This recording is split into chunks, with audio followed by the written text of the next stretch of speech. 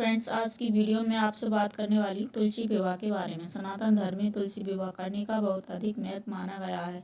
कार्तिक मास की देव उठानी एकादशी के दिन जब भगवान श्री हर विष्णु योग निद्रा से जागृत अवस्था में आते हैं तो भगवान श्री हर विष्णु के शालिग्राम स्वरूप के साथ तुलसी का विवाह संपन्न कराकर और उसके बाद जो भी शुभ और मांगलिक कार्य रुके हुए होते हैं उन सब का प्रारंभ हो जाता है। क्योंकि आषाढ़ मास की देव ईशानी एकादशी और देव उठानी एकादशी जो कि कार्तिक मास के शुक्ल पक्ष में आती है, पूरे 4 महीने तक सनातन धर्म में किसी भी प्रकार के शुभ और मांगलिक कार्य नहीं किए जाते। मतलब विवाह या मुंडन, जनेऊ या फिर गृह प्रवेश, कोई भी शुभ या मांगलिक कार्य कार्तिक मास में नहीं किया जाता। तो जब भगवान श्री विष्णु जागृत अवस्था में आते हैं तो उनका विवाह कराया जाता है। शालिग्राम स्वरूप का विवाह कराया जाता है तुलसी के साथ और इसके साथ ही सभी मांगलिक कार्यों का प्रारंभ हो जाता है। तो तुलसी विवाह सनातन धर्म में अत्यंत महत्वपूर्ण माना गया है। तो आज की वीडियो में आप जानेंगे कि तुलसी विवाह कब और तुलसी विवाह का शुभ मुहूर्त क्या होगा, किस समय में आपको तुलसी का विवाह संपन्न कराना है। और घर में अगर आप तुलसी का विवाह खुद से संपन्न करवाते हैं तो आप किसी विधि से तुलसी विवाह और शालिग्राम का विवाह करना है। तुलसी विवाह के लिए तुलसी कैसी होनी चाहिए, रामा तुलसी या श्यामा तुलसी। अब प्रश्न आता है कि क्या हर बार हम तुलसी नई लेकर आएँ या फिर उन्हीं का विवाह संपन्न कराएं जो तुलसी हमारे घर में पहले से ही लगी हुई है, क्या हम उनका विवाह करवा सकते हैं। अब प्रश्न ये आता है कि क्या तुलसी विवाह के बाद में हमें दान कर देना चाहिए या नहीं, तुलसी का दान करना जरूरी होता है या नहीं। अगर घर में शालिग्राम ना हो तो तुलसी का विवाह किस प्रकार से संपन्न करें, पूरी जानकारी आज की वीडियो में मिलने वाली है। और अब बात करें तुलसी विवाह के बारे में। तुलसी का विवाह कब किया जाता है? कार्तिक मास की शुक्ल पक्ष की एकादशी के दिन एकादशी की संध्या काल में तुलसी का विवाह भगवान श्री हर विष्णु के शालिग्राम स्वरूप के साथ किया जाता है।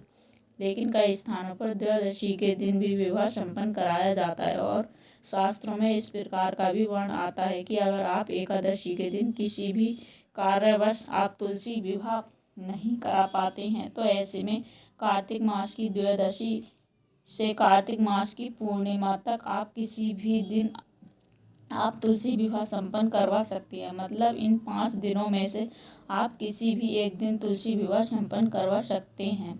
नियम के अनुसार तो यही होता है कि जब भगवान श्री विष्णु जागृत अवस्था में आते हैं तो वो सबसे पहली पुकार वो तुलसी की ही सुनते हैं। और इसलिए शास्त्रों में कहा गया है कि एकादशी की संध्या काल में, देव उठानी एकादशी के संध्या काल में तुलसी और शालिग्राम का विवाह होना चाहिए। एकादशी तिथि का प्रारंभ हो रही है तथा कब समाप्त हो रही है, कार्तिक मास की शुक्ल पक्ष की एकादशी का प्रारंभ कब होगा।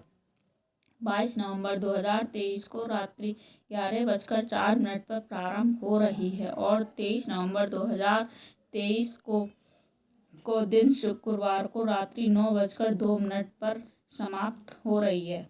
वो सूर्योदय काल में ही एकादशी मनाई जाती है। तो अगर आप व्रत करती हैं तो 23 नवंबर 2023 को करें। द्वादशी तिथि प्रारंभ हो 23 नवंबर रात्रि 9:02 पर तथा द्वादशी तिथि समाप्त होगी 24 नवंबर शाम 7:07 पर। अब बात करते हैं तुलसी विवाह के शुभ मुहूर्त के बारे में। तो देखिए, शाम के समय प्रदोष काल के समय में तुलसी का विवाह एकादशी के दिन या द्वादशी के दिन संपन्न कराना चाहिए। तो प्रदोष काल का समय क्या होता है? सूर्यास्त होने के 1 घंटे पहले और 1.5 घंटे बाद का जो समय होता है, कुल 2.5 घंटे का समय प्रदोष काल कहलाता है। ऐसे में सूर्यास्त का समय रहेगा 23 नवंबर को शाम को 5:36 पर। तो विवाह का शुभ मुहूर्त रहेगा प्रदोष काल यानी कि 4:36 से शाम को 7 बजे तक आप विवाह संपन्न करा सकते हैं। कुछ लोग तो ब्राह्मण के द्वारा ये विवाह संपन्न कराया जाता है तथा ब्राह्मण अपने घर से शालिग्राम लेकर आते हैं और फिर तुलसी अपने ही घर की होती है तो फिर विधि विधान से शालिग्राम का विवाह संपन्न कराया जाता है। तथा पति पत्नी दोनों बैठते हैं कन्यादान के लिए और फिर जो भी सामग्री तथा ब्राह्मण को वस्त्र धन आदि इत्यादि दान करते हैं। विवाह संपन्न करके तुलसी का दान कर देते हैं।